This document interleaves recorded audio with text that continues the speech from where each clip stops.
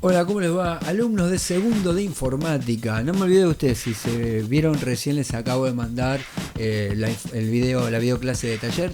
Ahora sí, lo que me toca a mí es hacer justamente seguir con el tema. Habíamos empezado con sistemas operativos y habíamos planteado la historia de Windows. Obviamente, no puedo decir que Windows es el único sistema operativo. Es uno de los más utilizados.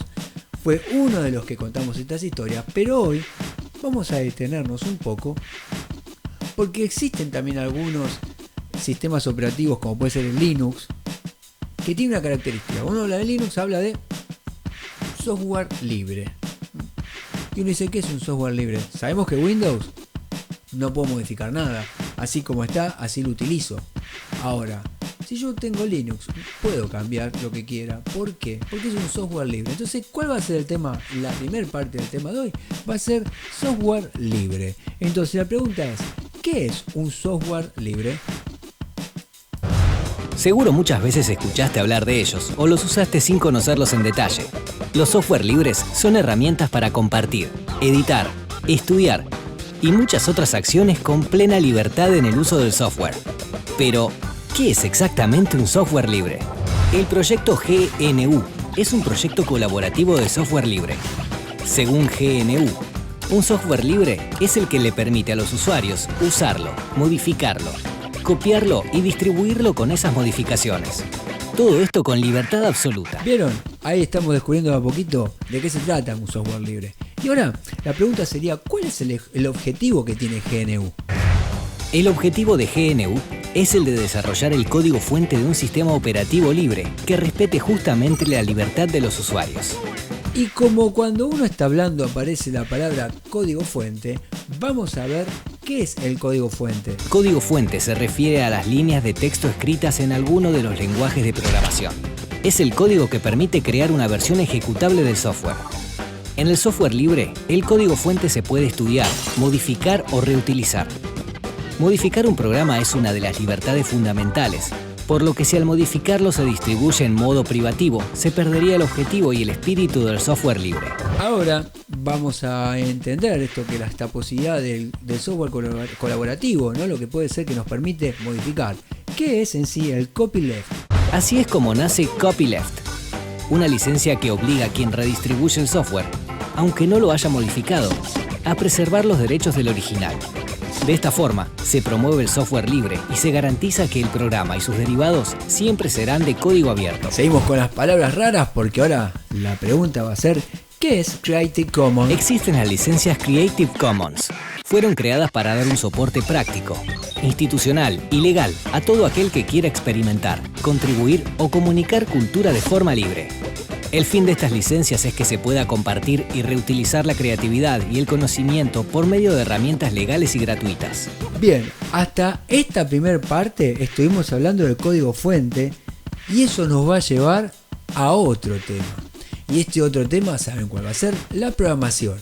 Y es por eso que cuando uno habla de programación, empieza a entender que las computadoras utilizan sistemáticamente y semánticamente diferentes tipos de lenguajes que van a tener simbologías distintas, cuando digo semántica, distintas formas de escritura, ¿sí?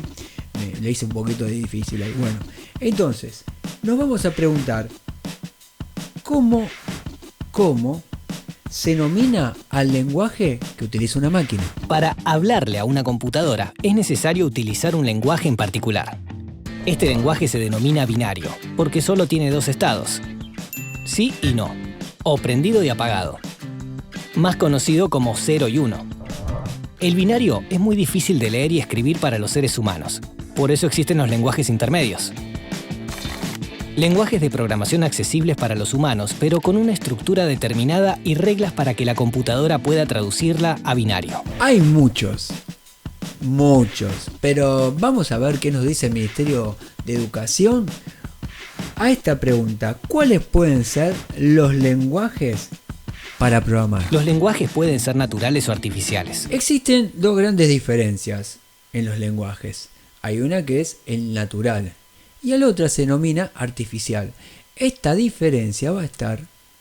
Mejor no lo explico yo. A ver, ¿Qué nos dicen? Los lenguajes naturales son propios de los seres humanos y son el vehículo de comunicación en una determinada cultura. El lenguaje artificial en programación tiene una serie de caracteres, signos y símbolos que evitan las ambigüedades del lenguaje ordinario. Cada símbolo corresponde a una función en la estructura de cada tipo de sistema de programación. Ajá, ¿vieron? El natural es el que utilizamos nosotros cotidianamente, en cambio el artificial es lo que yo les decía, utiliza códigos específicos, ¿no? Y una forma de escritura. Ahora, ¿qué necesitan los lenguajes artificiales? Los lenguajes artificiales necesitan una construcción establecida. Para utilizarlos y desarrollarlos, se necesita aprenderlo. Y ahora que ya empezamos a entender un poco esto de lo que utilizan, y vieron que los símbolos son importantes porque al poner símbolos no puede repetirse, no puede prestarse a equivocación. Hay un ejemplo que yo siempre doy con esto, tiene que ver con el cero y la O, ¿no? Cuando uno enseña a programar, al cero le pone una rayita. ¿Por qué? Para que se entienda que cero no es una O. Eso muchas veces hay que explicarlo porque se presta mucho. Esa equivocación es la más común a la hora de programar o cuando uno copia en el pizarrón, más que nada, ¿sí? Bueno, entonces, ¿para qué fue creado el lenguaje de programación? El lenguaje de programación es un lenguaje artificial creado para que la computadora realice funciones específicas. Ahora vemos para qué, y la pregunta es, ¿qué características tiene? Estos lenguajes tienen símbolos de sistema que están relacionados con funciones específicas, reglas de gramática y posiciones específicas para relacionarlas con sentencias y órdenes. Una semántica que indica la acción que debe realizarse. Y aparte de las características, tenemos que tener en cuenta qué elementos existen dentro de los lenguajes artificiales. Dentro de los lenguajes de programación, existen los lenguajes textuales y visuales. Los textuales. Seguimos aprendiendo cada vez más sobre el tema de la programación, no sobre programar en sí con un lenguaje, sino cuál es la característica, cuál es la importancia, ¿no? Así que ahora nos vamos a preguntar, ¿cuál es su uso? Solo utilizan texto y símbolos de sistema, permiten operaciones más complejas y son usadas para programación avanzada y profesional. Los visuales suelen utilizar bloques gráficos encastrables, que son instrucciones prediseñadas para construir un programa. Se utilizan generalmente para procesos educativos y de aprendizaje de niños y jóvenes en etapa escolar. Simplifican mucho el aprendizaje de los procesos de programación. Los lenguajes de programación visual. Y aparte, ahora que sabemos esto, por algún motivo habrá sido que fueron ganando popularidad este tipo de programas. Han ganado popularidad porque facilitan el aprendizaje y ponen la programación al alcance de profesionales no programadores como diseñadores, artistas y emprendedores. Permiten obtener los conocimientos para crear una aplicación con un entorno visual amigable. Tienden a facilitar la tarea de los usuarios programadores. Son fáciles de leer, entender, aprender y recordar. Evitan los errores de sintaxis, ya que requieren muy poca escritura. Bueno, estamos llegando al final. Yo prometí que este año vamos a ver el Scratch, porque parte de las imágenes tiene que ver con ese programita. Es un programita que lo que va haciendo son variables y como son visuales uno los va ordenando de una manera exacta y puede desde hacer un juego hasta hacer una resolución matemática, ¿sí? O sea, tiene más de una prestación. Así que bueno, lo vamos a ver, claro que lo vamos a ver. Es más, creo que en las unidades lo tuvimos y lo hemos copiado, no me acuerdo si la última unidad, ¿sí? Pero, así que bueno, me alegro. Estamos llegando entonces así al final del segundo programa, iba a decir no, el segundo clase virtual, ¿no? Clase virtual. O videoclase, mejor dicho. Perdón, me había trabado. Así que nos vemos la próxima semana. Un abrazo grande.